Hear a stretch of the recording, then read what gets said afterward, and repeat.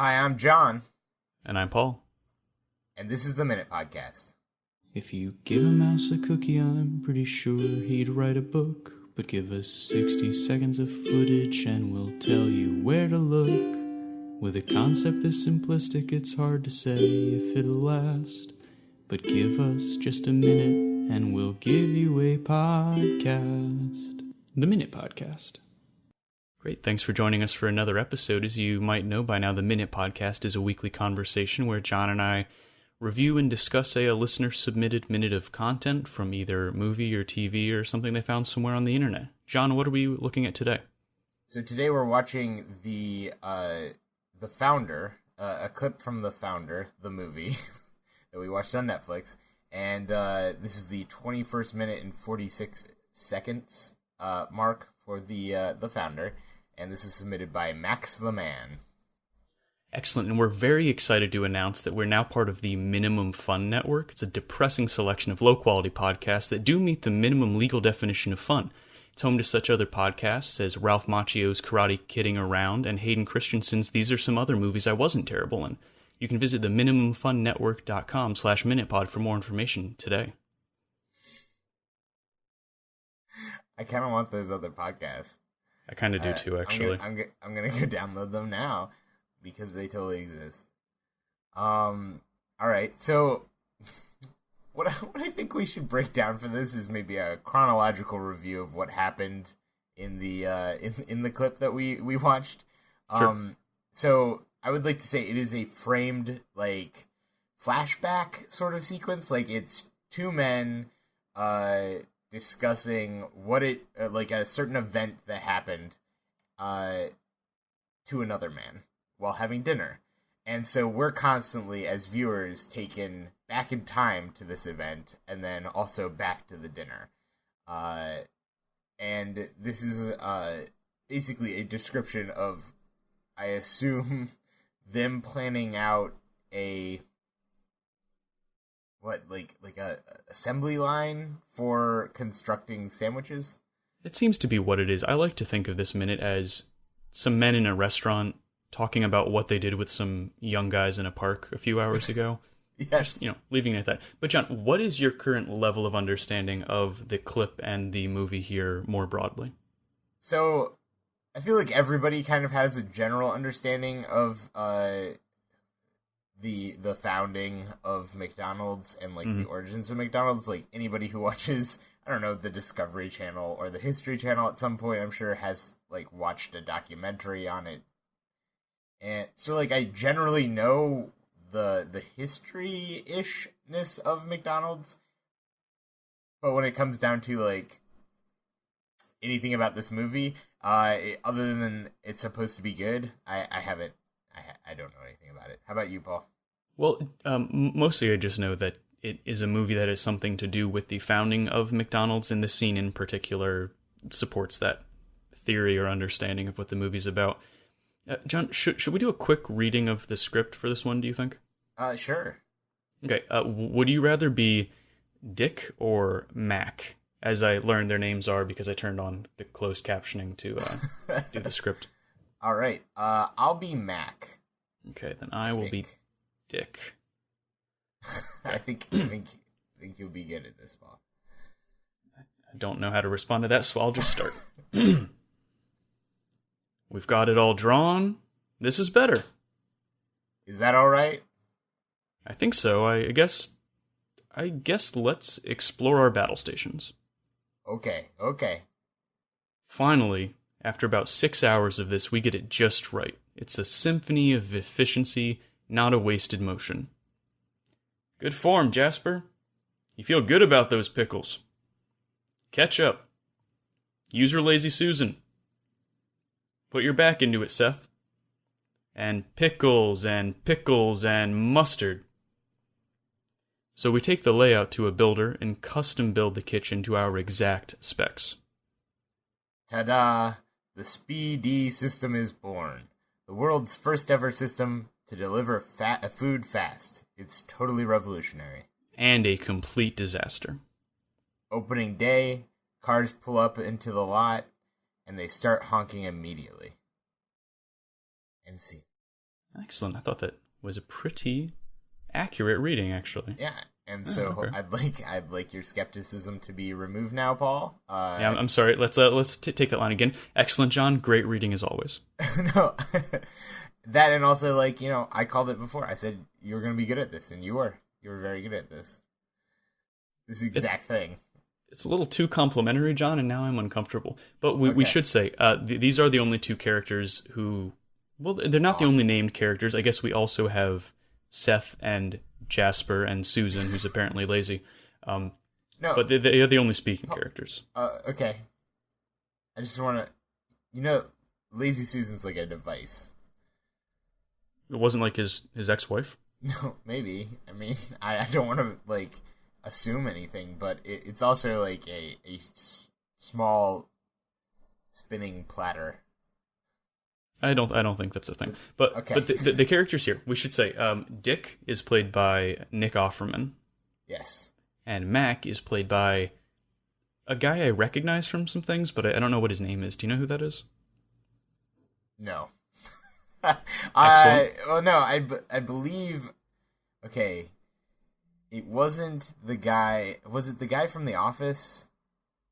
I don't think so. No, it wasn't. It wasn't him. He's like a large bald man. Yeah, and it's difficult because I'm like, I know exactly. I've seen this guy 100 times in a lot of different things, and how is it that I can't place any of the places that I recognize him from? I'm not sure. I mean, he's clearly an established character actor. Somebody tweet who Mac is at us. But yeah. John, so for me, the most interesting part of this minute is the full overhead shot that we see of the kitchen when it's laid out in chalk. Yes. For me, beautifully laid out, inhumanly laid out, like pretty well done. Yeah. Yeah, this is like interns worked hard on this set, like to draw out this like blueprint drawing on the ground, basically. It's pretty good, and for me, the most interesting thing about it is the names that are written on these different workstations. Some of them make a lot of sense, but some of them are a little strange. Did you catch any of these? I mean, I remember seeing that there were names and that I could read them, but I do not remember what any of them were called. Okay, so there's some that make a lot of sense that you might expect in a McDonald's-esque kitchen. You've got a big thing for the front counter. You've got the deep fryer and the fry rack. A couple of lazy Susans, poor Susan. But there's some weird things happening. First, in the bottom left-hand corner, there's a guy working on a very large unlabeled counter, which to me, very confusing that everything else is so immaculately labeled and this kid's just working off in the corner. Did they run out of chalk, maybe? It's not clear. Or they just had one too many extras on set and they're like, no, it's probably go that. to the fucking corner and just do something. But there are 3 stations laid out with names that I don't know exactly what they mean. You have one that just says orange, one that says burger slide, and one that says multi-mixer. So, I don't understand why you're confused about this. Orange is obviously the guy who makes the oranges. Okay, for now we'll accept that. The burger slide is... So, McDonald's is all about, like, fun. And so, there's obviously a place where, like, the last thing that the burger does before it goes into your tummy is gets, like, a little slide. Okay, right? Okay. And then the multi-mixer is the name brand for the milkshake mixing machines. Okay, so I think those are all wrong because... But I don't actually know, so I need you to fact-check me here, John. Okay. I've never seen an orange inside of a McDonald's except for I was going to say fairly recently, but I feel like in the early 2000s they started doing fresh squeezed orange juice at some locations. It's been a while since I was at a McDonald's. Orange juice was my knee reaction there. It was like, if it just says orange, then yeah. So it's possible that early McDonald's also did fresh orange juice? I mean, this is technically the very first McDonald's, which I have a feeling does not resemble the McDonald's that we experience, like, 40 years later. You know, that's probably true. But we can say with some plausibility that they did orange juice there. Maybe. Okay. The burger slide... a whole counter for it? That does seem it's a little weird. Yeah. The burger slide, for me, is weird because the griddle, bun dressing, and finishing station are all on the other side of this counter area. Huh. So I don't know what the burger slide's for. The burgers should be completely constructed on the other side of the counter. So that's weird. I'd just like to say, how did bun dressing not get onto this list of things that you were confused about, Paul? It just makes a lot of sense. I don't know. I guess. I mean, But, like, do they give them little capes before they go on the slide? Or well, they like, used to. They had to stop. It was that extra expense made it untenable. Oh. But then the multi-mixer, I don't think is for milkshakes because there is a malt station behind the multi-mixer and an ice cream station a little further down. And the kid working at the multi-mixer station is just jiggling his hands around. No. He's no help at all. I want to point this out. They're all just jiggling their hands around. This is a minute video of grown men wearing like what 1930s, 40s clothes, something like that. Mm-hmm. Just jiggling their hands around while standing in a chalk drawing. Like I disagree. Nick Offerman makes a point to point out Jasper's good pickle form. Yeah, you feel good about those pickles. It's like it's imperative. It's not like it's not even like evaluative. It's not a compliment. It's like you feel good about those pickles because if you don't, you're getting fired. I'd also like to point out that Offerman is standing on top of a ladder with a stick that he's beating in his hand at a rhythm, and that rhythm is either like he's either a conductor of this like Pickle Symphony, or he is in fact like intimidating them and threatening to beat them, and so I don't really know what to think of his like gleeful expression while watching this. He was enraptured by this. It's pretty weird. Also, Pickle Symphony should be the title of the episode. I've changed my mind. Okay, Pickle Symphony. But you're definitely right. I mean, I assume he was using the yardstick to sketch out the the chalk stations before. But that's true. Even so, it's pretty strange. Okay, so I mean, I like how they brought a ladder into the middle of this like basketball court. Well, otherwise you won't be able to tell what the kids are doing. Well, the dunking has not been invented yet, so how else are you going to like? I don't know. I don't know when dunking was invented. I take back my joke. I'll allow it, but that's not the end of the station critique that I have, because there's also these erased stations that you can see in this one shot. One of them either says garnish or Danish, and I'm pretty sure neither of them makes a lot of sense. I feel like garnish makes more sense to me than Danish. More than Danish, but they already have a bun dressing section separately, which I assumed was like garnishes, unless they're just putting parsley. This is like the parsley station. Ooh. But also, I wouldn't mind working the parsley station. Feels like it's a very classy position there. Yeah. But also, there was an ice station that didn't make it into the final cut, so do they not have ice in this new kitchen layout? I mean, they have ice cream, so why would you need both? They do have ice cream. Yeah. You just like put the cream in the cold beverage to cool it down. And that's how the milkshake was invented. Exactly. Whoa. I'm all out of ice to put in my milk, so I better put in some cream. Yeah. Have you ever put milk or ice in milk, Paul? I have. I actually the ice looks so weird when you do it. It does. It's a very polarizing unnatural. topic. It looks unnatural. However, it does taste refreshing. So it's definitely true.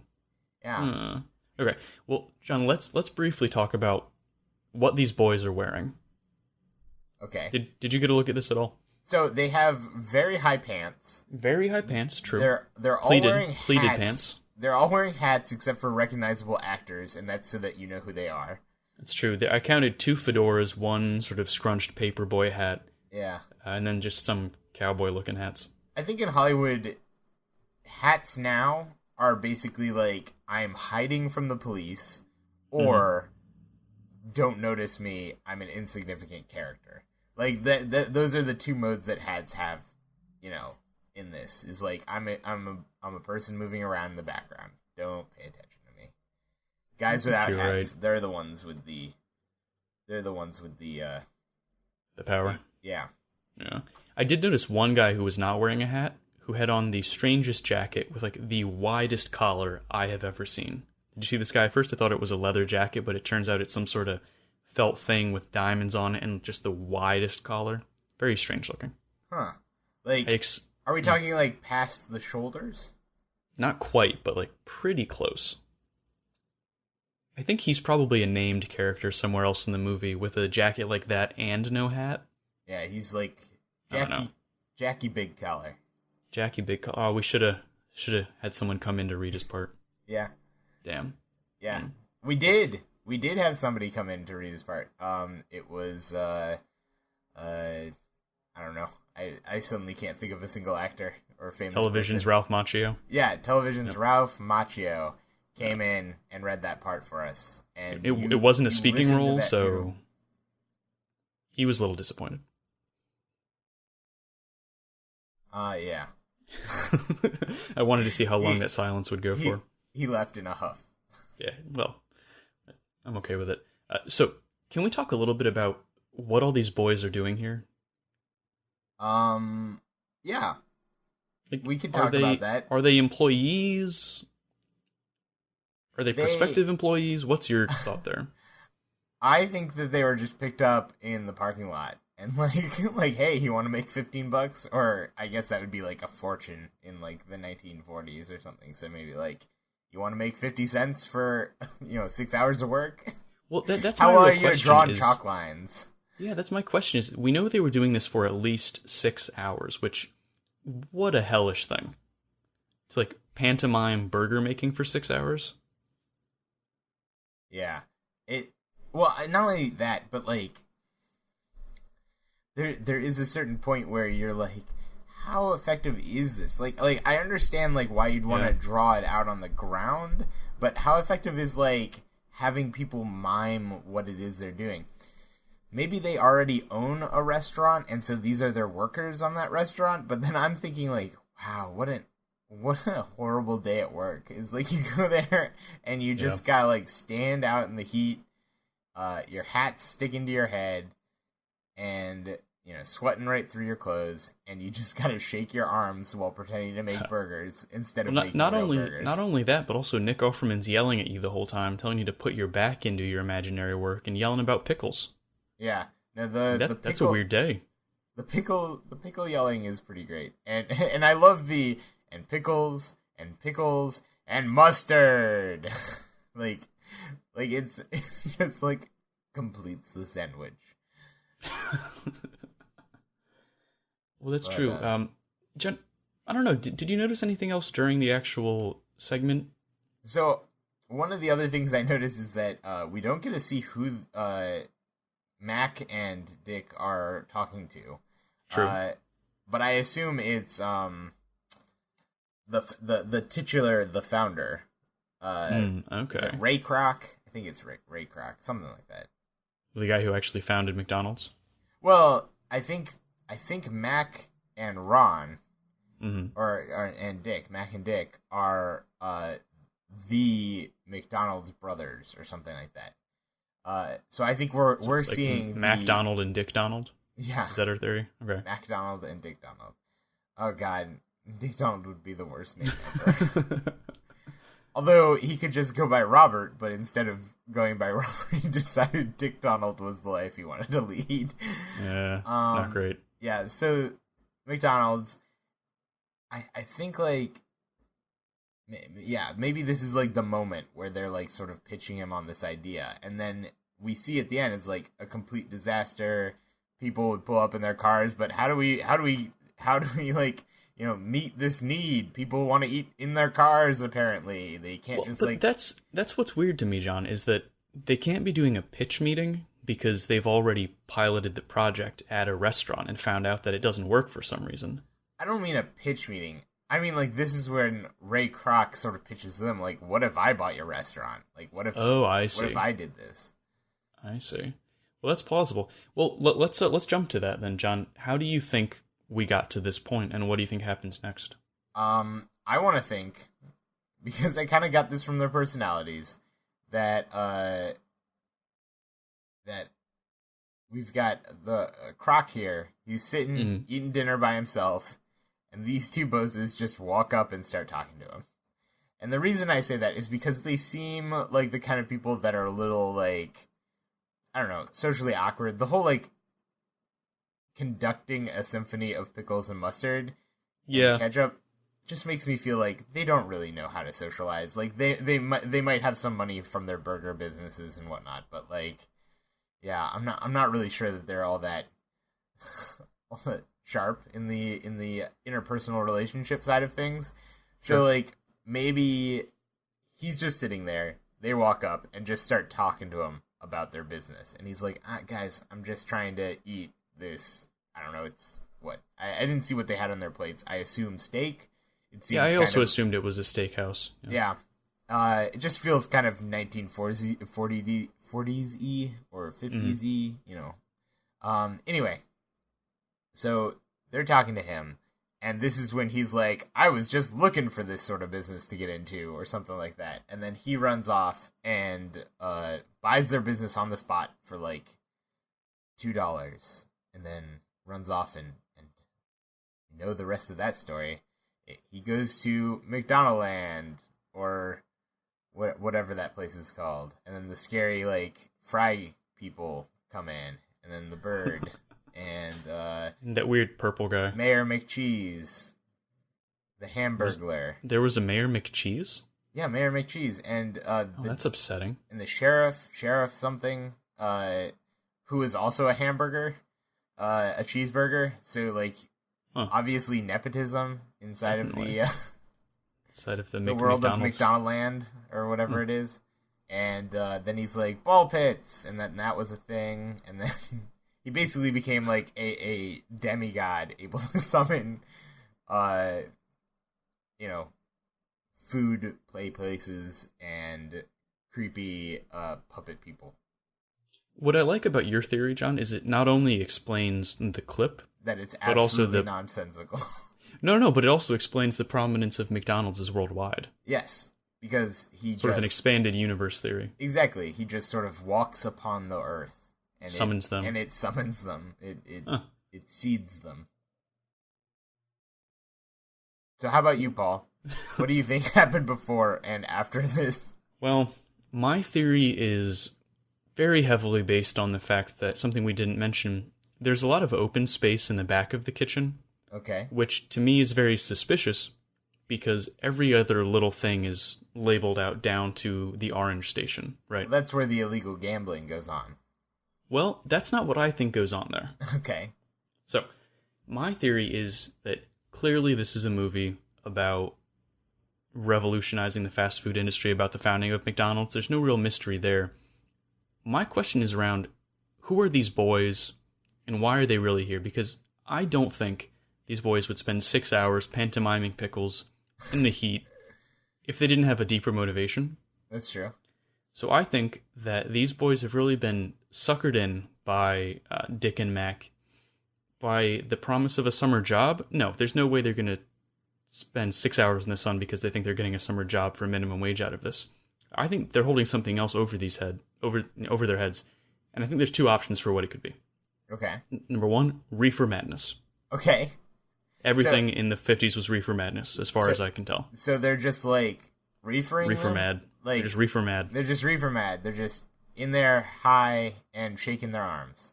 Yep, so that's one option. Okay. Option two is that it's a sex cult. Okay. Why else would you have a room in the back of your fast food restaurant if not for a sex cult? So, McDonald's is a sex cult, and I haven't figured out all the details yet, but that also must be why we learn it's a disaster at the end of the segment. Okay. Because everyone's too busy in the back having a sex cult. That's why there's so much room in the back, and that's also why it's taking too long to get the food out to the people and why they're honking. Okay. Which also makes sense why the kitchen would have to be so efficient, because at any point, half of the staff were in the back having a sex cult. Okay. I love the phrase having a sex cult. Thank you. It's like, I didn't know sex cult could be so verbed.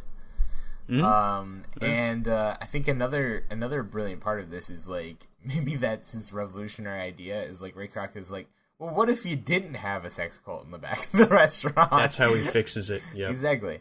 Like, it's visionary. Oh man, you know, what if you just did this slightly different, and it just happened to be like, put a window in so cars can drive through, and stop the sex cult. And stop the sex cult. Exactly. Yeah, so that these young boys can just get on with their work. That makes a lot of sense, actually. Okay, so John, I clearly think this is a show about a sex cult. Okay. What do you think this show is about? What's your summary for the listener? I think it's about figuring out like how McDonald's got to the point where like they're now a cafe. Like they're trying to sell themselves as like, you know, a cheaper Starbucks experience, which by definition would be like not a Starbucks experience if you don't like feel bad about how much you paid for that cup of tea. So I don't know, like I'm kind of interested in like seeing how some of the like not stereotypical but like regular McDonald's sort of like experiences are formed just at the beginning, to see if like is the McDonald's of my childhood that different than the McDonald's of like, you know, the original McDonald's. And see, I want to see how that works out. And so that's kind of what I think the film is about. Okay. So are you saying you would recommend it then? I mean, yeah, I'm going to watch it. I want to watch it. But I recommend everything. I feel like I recommend everything and you're like, "Nah." Well, yeah, as with most of my other assessments, I'm not sure if I can recommend this because I've set myself up for a big fall here. That's true. Because there's the odds of it actually, the odds of it actually involving a sex cult or Reefer Madness, I think, are pretty low. I feel like Reefer Madness is a little bit more plausible. Yeah, that's probably true. Yeah, those guys looked a little too happy about pickles. I mean, then again, that could also lead to sex cult stuff, I guess. And on that note, let's have a big thank you to Max the Man for submitting this minute and for finding us a minute on Netflix that was easy to watch. I think we appreciate that. John, should all future minutes come in an easy to watch format? I mean, ideally, they have a link to the video of some variety. But yes, Netflix is cool. We don't have access YouTube's to like, good. Yeah, YouTube is great. I think Hulu would probably be fine. Stuff like that. Awesome. Well, if you want to support the podcast, you can, of course, review us on iTunes, where I think we have a uniformly 5-star rating. Not because we only have one review. I mean, it's great. It's a little bit because of that. But also, wherever fine podcasts are downloaded, you can review us. You can reach out to us at theminutepodcast@gmail.com or follow us on Twitter at MinuteCod. MinuteCod, Jesus. MinuteCod. Yep, Minute Call of Duty. Okay, that's going to be the next... Oh, I was thinking the fish, actually. Both We've are got good. two spin-offs there. It'll be great. Yep. Or find us on Facebook. So it's at Minute Pod, not Minute Cod. Yeah. As always, With this a episode P. was with a P. Yeah. As always, hosted by John Ward and Paul Reberg, produced by John Ward with theme music by me, Paul Reberg. Thanks very much for joining us, and we'll see you next week. Bye. Holy crap, you made it to the end. We'll be back next week to do it all again. Until then, be well and be sure to take a minute. The Minute Podcast.